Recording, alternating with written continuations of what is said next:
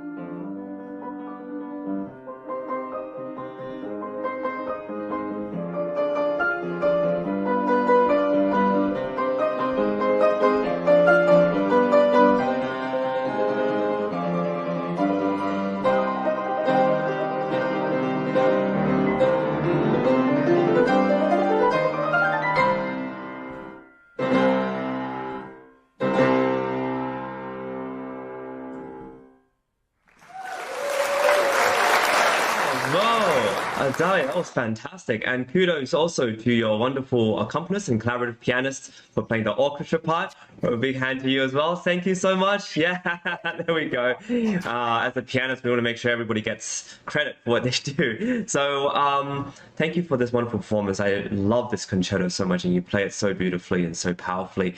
Let's have Devin first. Devin, would you like to give some comments to Adalia? Yeah, thank you, Adalia. That was wonderful. I'm with Chris. This is one of my favorites, and I mean, any Beethoven, it's pretty epic, and it's hard to get much better than that. I thought the overall structure was wonderful. The changes in character, the clarity of tempo for the orchestra to follow, that was all very clear. One just overall thing that you might consider is Beethoven. I don't think he gave a metronome marking for this concerto, but overall, like, we have to look at the indications at the beginning, and he does say Allegro con brio. He didn't just say Allegro con brio, so that indicates a little more liveliness. Obviously, you have the C minor, portion that you want to bring out that dramatic kind of dark side of what Beethoven was trying to create. But I would consider the cut time that he puts it in is not common time, so cut time would be more of a lighter two beat, as opposed to feeling the four in each bar, 1, 2. We really, so maybe it's a little faster. I don't think it's even faster. It's more just about your interpretation, your overall feeling of the whole arc of the piece, and how can that be more of a cut time as opposed to a common time, with maybe Allegro con brio, as opposed to, because I've done this concerto a couple times, and it can get a little bit heavy with the orchestra if it feels too much in 4. And that's, I don't think, because Beethoven's coming out of idolizing Mozart.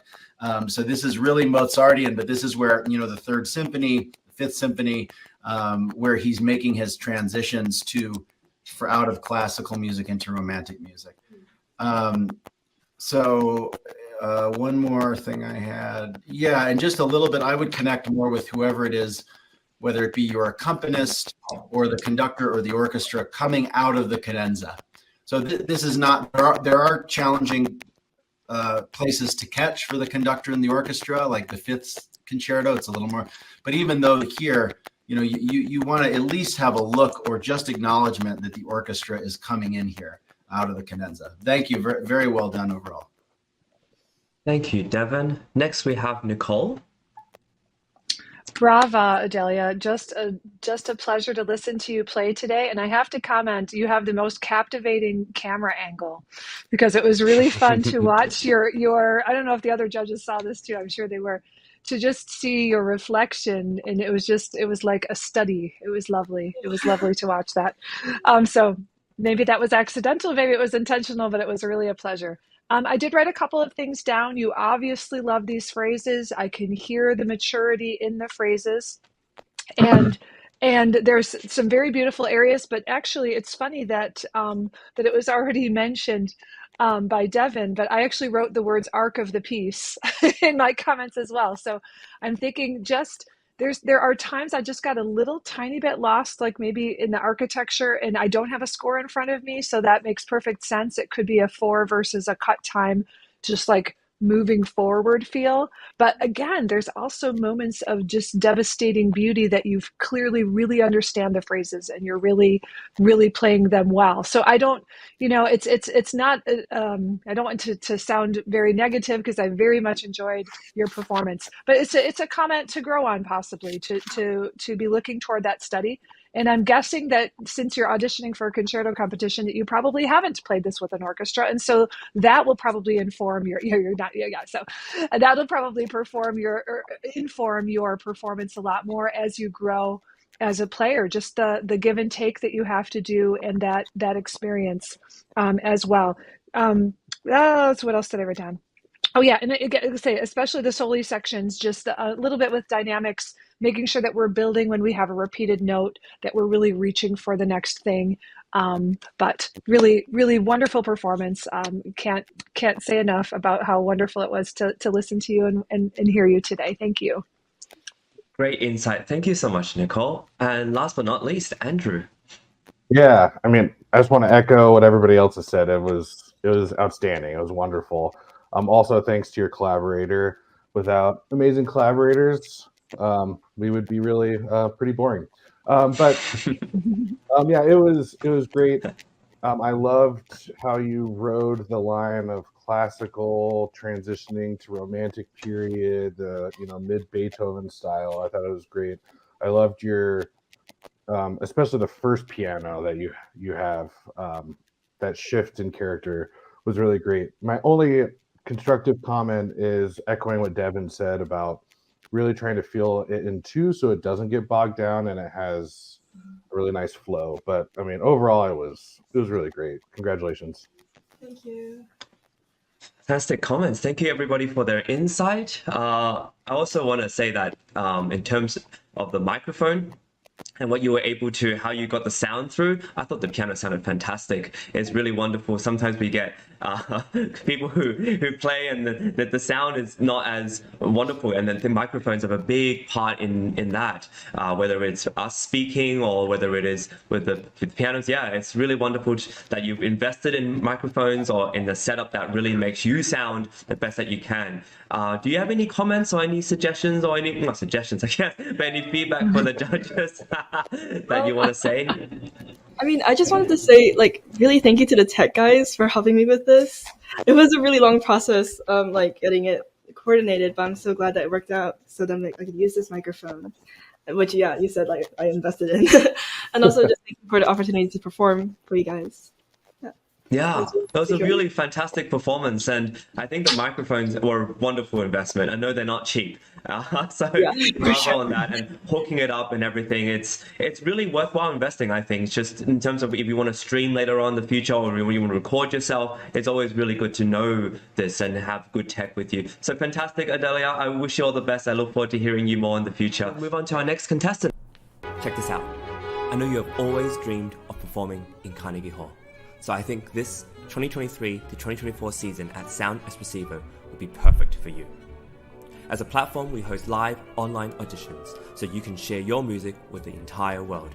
Then we send you to incredible in-person venues like Carnegie Hall so you can perform solo, as a duo, as an ensemble, and with orchestra. This year we have a total of 4 gala events at Carnegie Hall, as well as 4 different opportunities to perform with orchestras in the US, in the Czech Republic, and even in Egypt. We want to help you fulfill your musical dreams. Go to soundespressivocompetition.com to check out our season and to apply. Thank you so much, Rasha. We'll look forward to hearing you on the virtual stage again. Thank you for bringing the Mendelssohn Concerto to us, the first movement. You were fantastic. And our next contestant is going to be playing the bassoon for us. He's playing, Austin Vitello is playing Vivaldi Concerto in E minor. He's playing the whole thing, I believe. There's 3 movements, first being Allegro poco, the second being Andante, and the third movement, Allegro. Austin, the stage is yours. Please enjoy.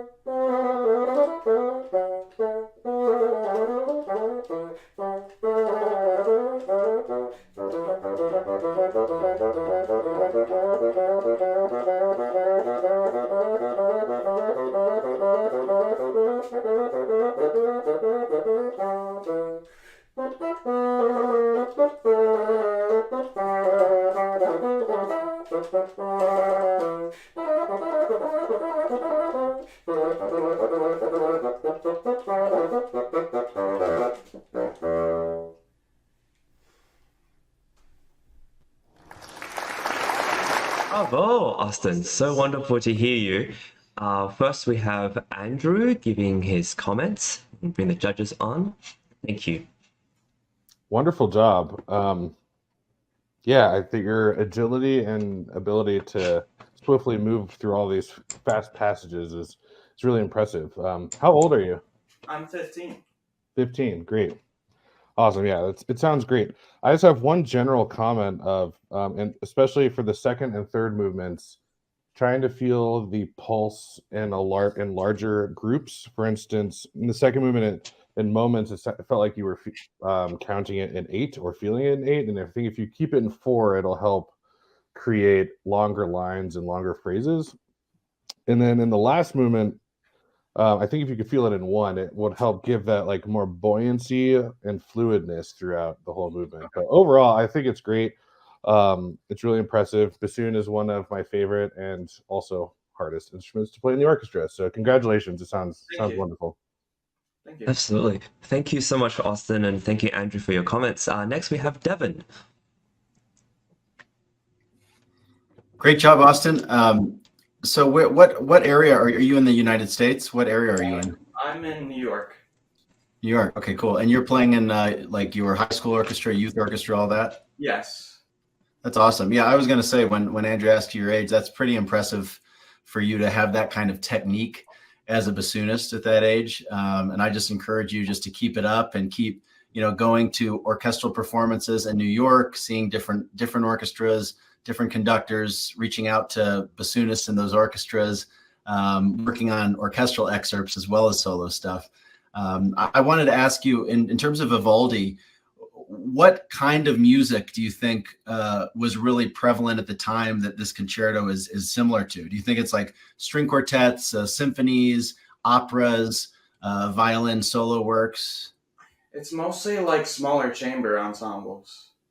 Yeah, chamber ensembles, and I would also say opera was very prevalent at the time. So this kind of music was designed to evoke different moods and feelings and tell stories. So I would maybe, as the music changes, whether it's fast or slow or staccato or longer lines, I would have a picture like drama, like what are you trying to express to the audience?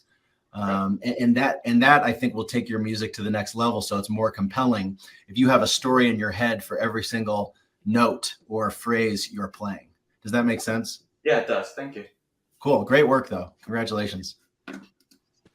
Fantastic. Next, we have Nicole. Bravo, Austin. Just a joy to hear you play today. I just really, really enjoyed it very much. Outstanding technique and flexibility. I'm guessing you've been told that before and you clearly work on it. So it's so virtuosic and it's so nice. And I really cannot believe that you are 15. So that is outstanding.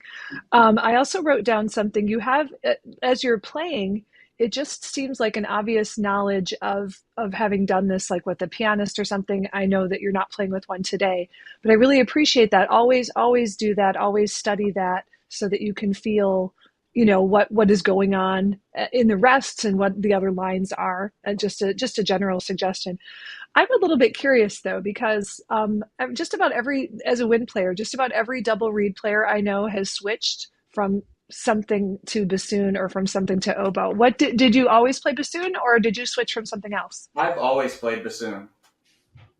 Do you play anything else? Like, do you play saxophone or anything in jazz ensemble or anything? I'm just curious. No, I don't. No, okay. Well, you've got amazing fingers that are just for the bassoon then, obviously, because it's just outstanding.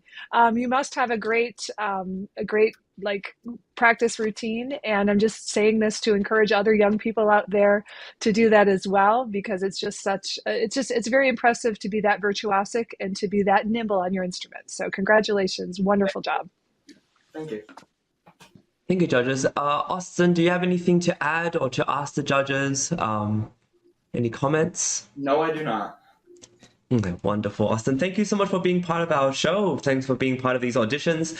We look forward to hearing you more in the future. And judges, thank you for your wonderful feedback. And so nice to have this sort of interaction with our contestants. We're going to move on now. Check this out. I know you have always dreamed of performing in Carnegie Hall. So I think this 2023 to 2024 season at Sound Espressivo will be perfect for you. As a platform, we host live online auditions so you can share your music with the entire world. Then we send you to incredible in-person venues like Carnegie Hall so you can perform solo, as a duo, as an ensemble, and with orchestra. This year we have a total of 4 gala events at Carnegie Hall, as well as 4 different opportunities to perform with orchestras in the US, in the Czech Republic, and even in Egypt. We want to help you fulfill your musical dreams. Go to soundespressivocompetition.com to check out our season and join.